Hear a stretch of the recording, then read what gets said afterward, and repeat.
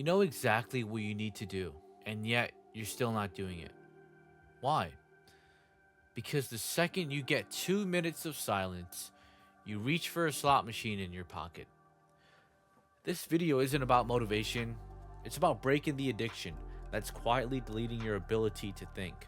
By the end of this video, you'll understand why your focus keeps slipping, why your brain feels foggy, and why scrolling leaves you weirdly numb.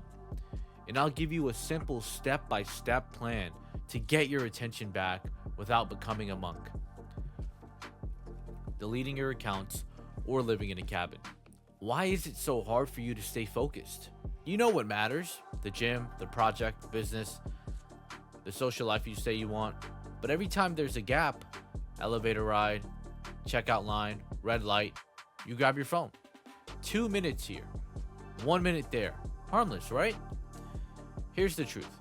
Those tiny hits of stimulation aren't neutral. They retrain your brain to expect novelty on demand. So when it's time to do something real, whether it's studying or writing or talking to someone, sitting with a hard emotion, your brain revolts. Thinking feels slow, boring, painful. Because compared to the dopamine explosion of infinite scroll, reality loads too slowly. Call it what it is. You're not lazy, you're overstimulated. Your phone isn't a tool. It's a casino that knows your birthday and your fears. Not every scroll pays off. That unpredictability wires you deeper than a guaranteed hit. It's how slot machines keep people standing for hours. Micro escapes. You don't just check apps, you escape discomfort. Bored? Scroll. Anxious? Scroll. Lonely? Scroll. Your brain never learns to stand still and process. Attentional residue. Every switch leaves a trace. You think you're multitasking, but your focus drags fragments of the last thing into the next thing. Your clarity gets chopped into confetti.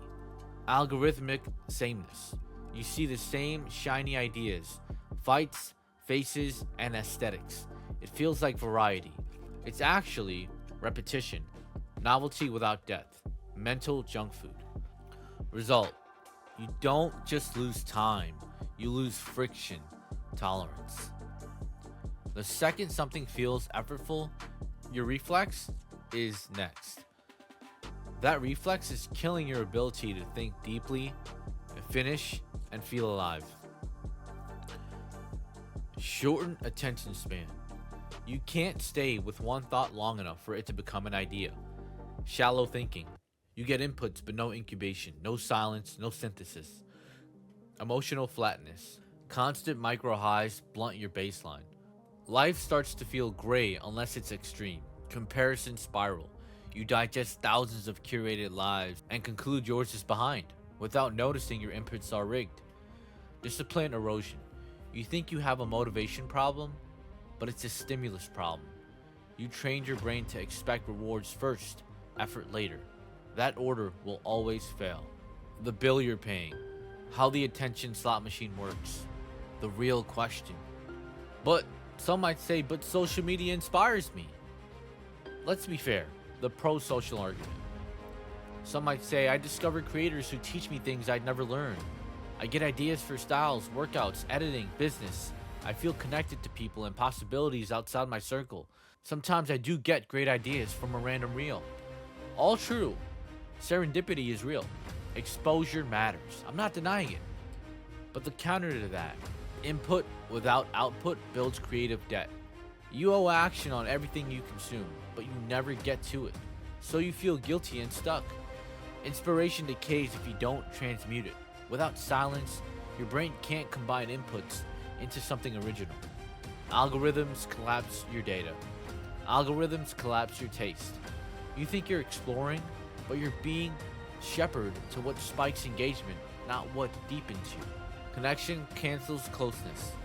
1,000 micro contacts can't replace one focused hour with a friend, a book, or your own journal.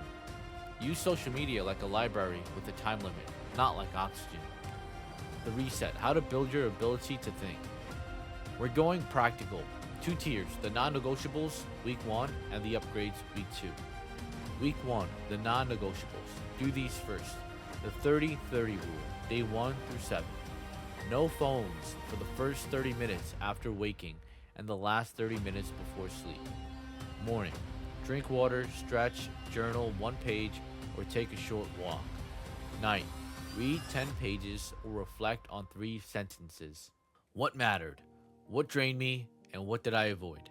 This bookends your day with intention instead of chaos. Second, single task sprints, 2 per day, 25-minute each. Set a timer, pick one task, no music with lyrics, no tabs, phone in another room. When the timer ends, write 1 sentence. What's the next step? Do 2 of these sprints daily. That's 50 minutes of real life. It compounds fast. Number 3, boredom reps. 1 to 3 times a day, 2-minute each. Stand in a line, sit in the elevator, wait on the sidewalk, do nothing. Look far into the distance, breathe slowly, let the urge to grab your phone rise and fall. This retrains your nervous system. Discomfort won't kill you. This is the gym for your attention. Number 4, friction on the phone. 5 minutes to set up. Remove your social apps from your home screen. Turn off all non-human notifications. Set the screen to grayscale. Make your lock screen ask, what am I here to do? If you have to work for it, you'll do it less. Number 5, create before consume daily. Before any social feed, produce 1 thing. 8 sentences in a journal, 10 push-ups, 1 outreach text, 1 paragraph of a script. Output first, inputs second. Week 2, the upgrades. Layer these in. Number 6, the 1-hour deep block. 4 times a week, choose a location that signals focus. Library chair, cafe corner, desk with nothing on it. 1 hour, 1 task. Keep a parking lot page. When a distracting thought pops up, write it there. Don't chase it. Number 7, silent walks. 15 to 30 minutes, phone left at home. No podcasts, no music. Let your mind wander. Boredom is where connections form.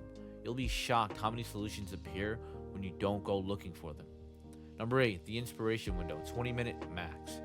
Give yourself 1 scheduled window to explore reels/clips. Timer on. When it ends, you must convert to at least 1 thing into action. A note, a paragraph, a short list, a text, input, then output. Number 9, social slots. 2 to 3 scheduled check-ins a day. Batch your messages at specific times. You're not always on. Being reachable 24/7 isn't kindness, it's self-cancellation. And number 10, the Sunday reset, 30 minutes. Review. What stole your attention this week? What restored it? Adjust 1 thing, set your 2 most important sprints for Monday, decide your deep work locations in advance. Part number 6, what changes when you do this? The first week you'll feel antsy. That's withdrawal. That's perfect. By week 2, you'll notice silence isn't empty anymore. It's full. Ideas show up again. Your mood lifts because your baseline stabilizes. Tasks feels less like pushing a boulder and more like walking a path. You stop needing the big motivational speech because you rebuilt something stronger. Attention tolerance. You can stay with a thought long enough to make it real. The invitation. Imagine your life without the reflex. No automatic grabs, no constant ping, just you, actually present in your workouts, in conversations, in your work, in your room, which finally stops feeling like a cage and starts feeling like a studio again. You're not broken, you're crowded. Clear the clutter, and your mind will do the rest. Your 7-day start.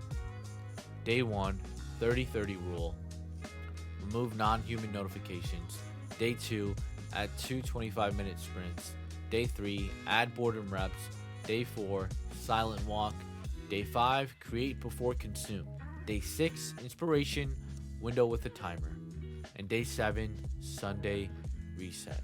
If this helped you, do me a favor, don't just like this and forget it. Pick 1 rule right now and live it today. Then come back and tell me what changed. Because the truth is simple.